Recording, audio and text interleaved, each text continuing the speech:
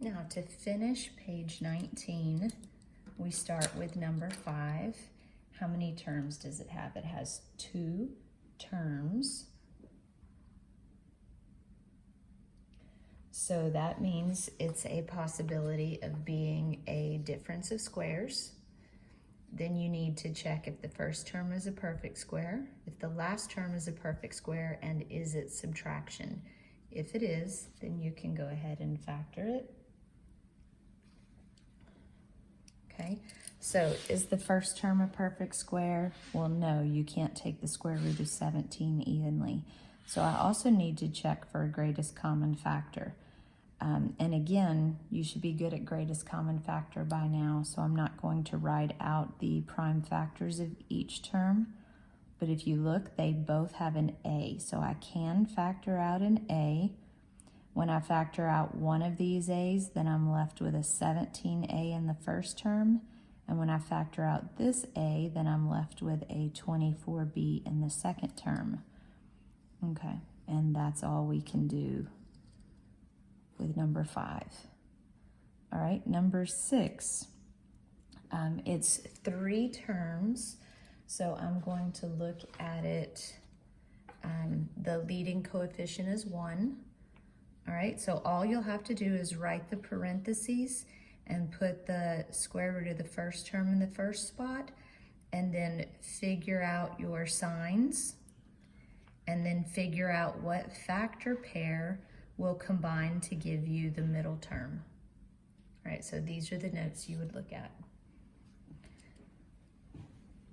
All right, so I could jump straight to writing my parentheses, right? So the last term is a 36.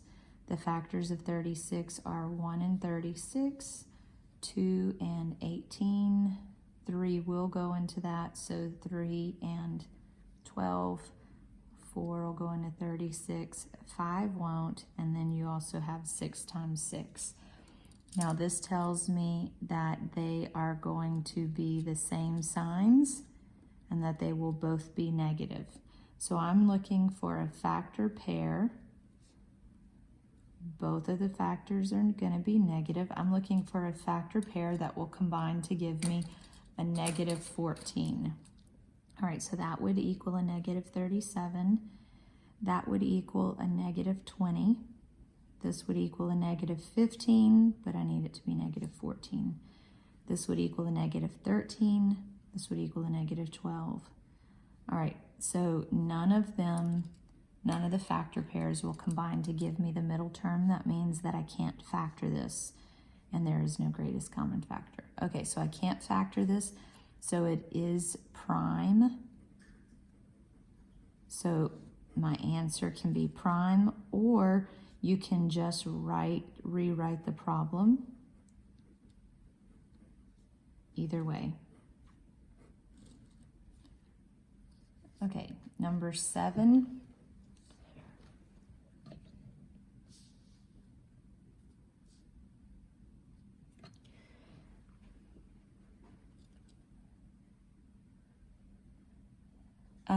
So it's a trinomial, and so whenever I have a trinomial, I look at the leading coefficient. The leading coefficient is a number other than 1.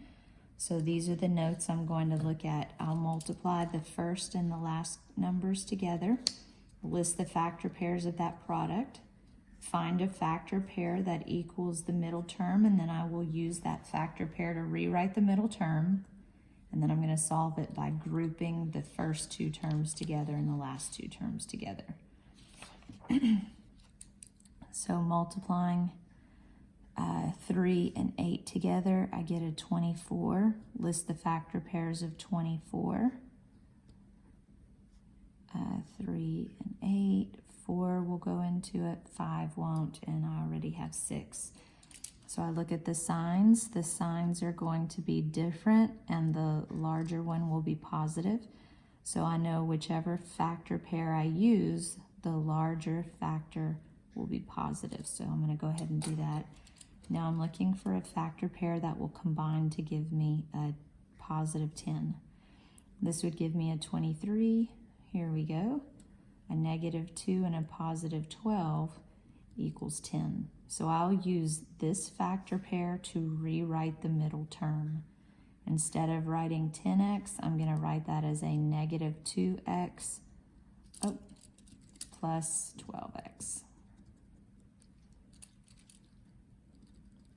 Okay, so the first term stays the same. Rewrite the middle term, and the last term stays the same. Now I have a 4-term polynomial that I can factor by grouping. So I'll group the first two together and the last two together. The first two have an x in common. So when I take or factor out the x, that'll leave me with a 3x minus 2.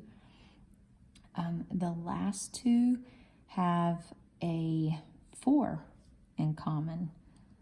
Okay, so I'll factor out a 4 here. When I do, I'll be left with a 3x. When I factor out a 4 here, I'll be left with a 2. Okay, so when we look at the first group in factored form and the second group in factored form, we see they both have the same binomial. Since they both have a binomial of 3x minus 2, then I can factor out the 3x minus 2. And when I factor that out of the first group, I'll be left with an x. And when I factor it out of the second group, I'll be left with a 4. All right, for number 8, we have 4 terms. That means we're going to go straight to factoring by grouping. So we group the first two together and group the last two together. When you group the last two together, remember the sign stays with the term. The sign in front of it stays with the term. Okay, so this would be a 2 times 5. This would be a 2 times t. So they both have a 2 in common, so I'll factor out the 2. When I do, I'm left with a 5 here, and I'm left with just t here. Okay, these only have an s in common.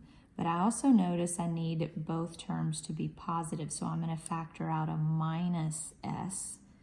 And whenever you factor out the minus or the negative 1, that means this is going to turn to a positive 5. And this, whenever I take out the minus s here, I'll just be left with a plus t. Now we look at the first group, and one of the factors is a binomial 5 plus t. In the second group, one of the factors is a binomial 5 plus t. So I can factor out that binomial, and when I do, I'll be left with a 2, and in the second group, I'll be left with a minus s.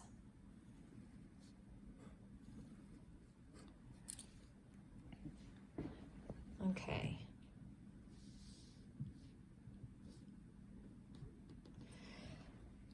Number 9, I've got a binomial. The only thing we can do with a binomial is check to see if it's a difference of squares. Difference means subtraction, so it is subtraction.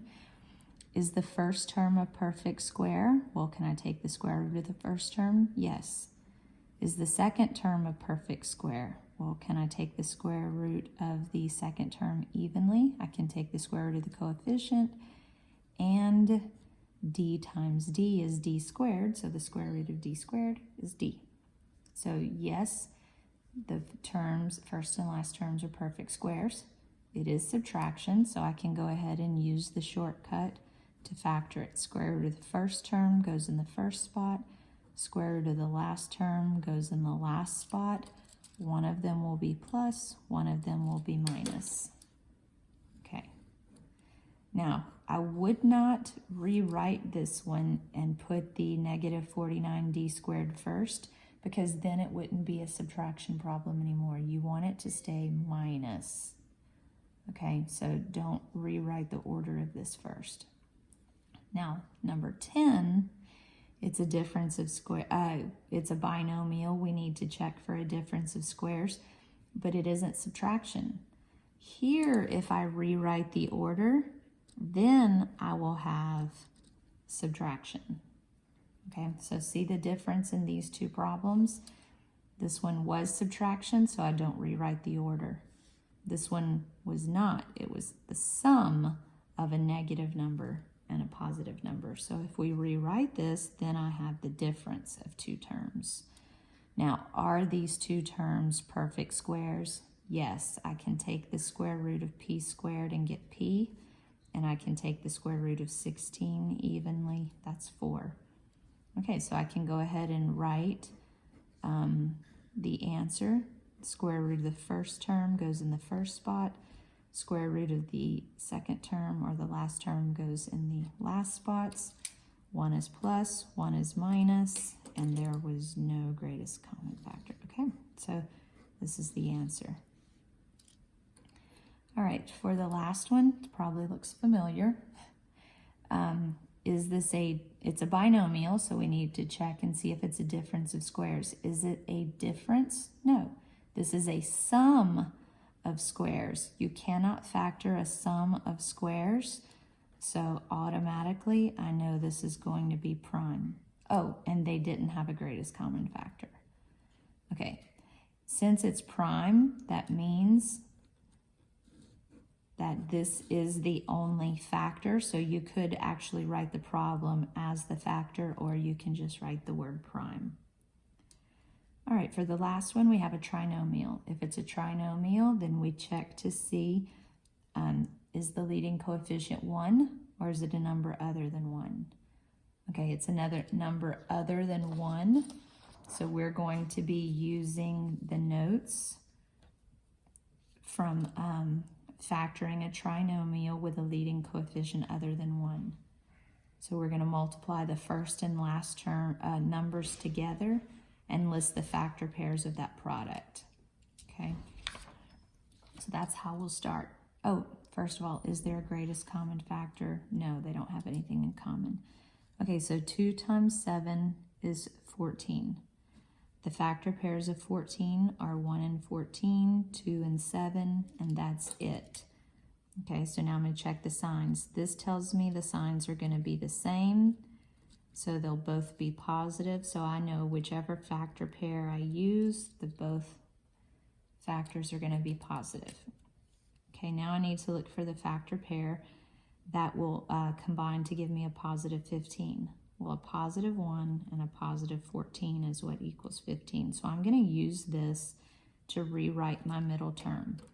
So the first term stays the same. I'm going to, instead of writing a plus 15y, I'm going to write 1y and 14y, because that's the same thing as 15y. So I haven't changed the value, I've just rewritten it. And then the last term. So now I have 4 terms. I can factor using grouping. Group the first 2 together, group the last 2 together. The greatest common factor in the first one is a y, and I'll be left with a 2y plus 1. The greatest common factor in the second group is a 7, and I'll be left with a 2y plus 1.